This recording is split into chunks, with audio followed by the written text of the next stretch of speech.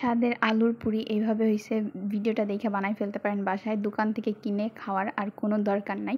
খুবই সহজ উপায়ে, বেলা টেলার কোনো ঝামেলা নাই, একদম হাতে তৈরি আলুর পুরি।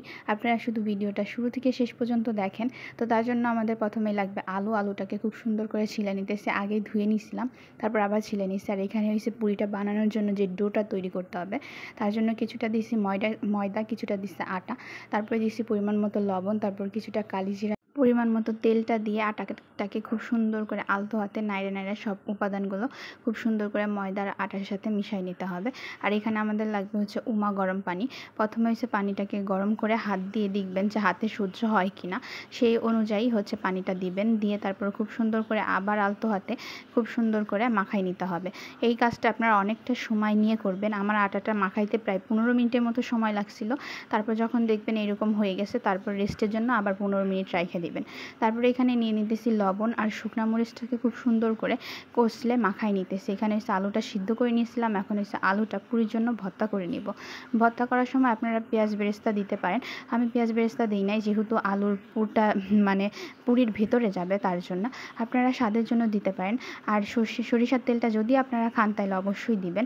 আমি দিই নাই, যেহেতু তেলের ভিতরেই ভাজবো তার জন্য। তারপর যখন ওই যে আটার ডোটা মাখায় রাখছিলাম, সেটাকে পুনরায় আবার একটুখানি মাখায় নিতে হবে। নেওয়ার পরে এসে ছোটো ছোটো করে লেচি কাটে নিতেছি। আপনারা দেখতে পারতেছেন আটাটা কিন্তু ছোটো ছোটো করে কাটে নেবেন, যেহেতু আলু পুরির সাইজটা একদম ছোটোই হবে। তারপর আমি আবার হাতের সাহায্যে সুন্দর করে ডলে মাখায় নিতেছিলাম। তারপরে এই যে দেখতে পারতেছেন কিভাবে বানাবেন, এভাবে মাছ বরাবর 2 হাত দিয়ে টেনে এইখানে একটু অংশ, মাঝখানের অংশেও হচ্ছে আলুর পুরটা দিয়ে দিবেন। দিয়ে চারপাশ থেকে যে আটাটা আসছে খুব সুন্দর করে আলতো হাতে গোছায় নিয়ে আসবেন। আনার পরে হালকা হাতে চাইপা এভাবে বানাবেন।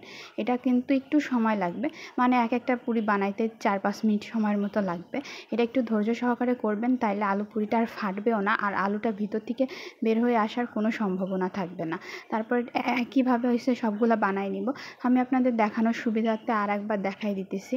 তো এই ভিডিওর মাঝখানে একটা কথা বলা যাক, আমার ভিডিওগুলো যদি আপনাদের কাছে ভালো লেগে থাকে তাহলে অবশ্যই চ্যানেলটা সাবস্ক্রাইব করতে ভুলবেন না, বেল বাটনটা অন করে রাখবেন। নতুন ভিডিও ছাড়ার সাথে সাথে যেন আপনারা দেখতে পারেন। অনেক ধরনের ভিডিও এই চ্যানেলে ছাড়া হয়, আপনারা অবশ্যই দেখবেন। ভালো লাগলে অবশ্যই কমেন্ট করবেন, লাইক করবেন, শেয়ার করবেন। আর এইভাবে পুরি বানাই কিন্তু অবশ্যই খায় দেখবেন, খুবই মজার হয়। আমি আবারও বলতেছি আপনাদের, খুবই মজার হয়। আর এখানে এসে কড়াইটা খুব সুন্দর করে গরম করে নিয়েছি। ও আপনাদের ছোট্ট একটা টিপস দিয়ে দিই, পুরিটা ভাজার সময় করবেন কি, কড়াইটা একদম টকবগে গরম করে নেবেন। তেলটা কিন্তু আগে থেকে দিবেন না। কড়াইটা খুব সুন্দর মতো গরম করা হয়ে গেলে তারপরে তেলটা দিবেন।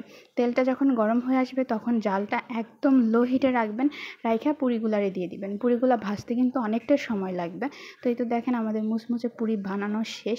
খুবই মজার হয়েছিল খাইতে, আর খুবই মুচমুচে ছিল উপরটা, আর ভিতরে একদম আলুর পুরে ভরা। মানে দারুণ স্বাদের হাতে তৈরি ঘরোয়া উপায়ে আলু পুরির রেসিপি। অবশ্যই বানায় খায়া জানাবেন যে আপনাদের কাছে কেমন লাগছে আর আপনাদেরটা কেমন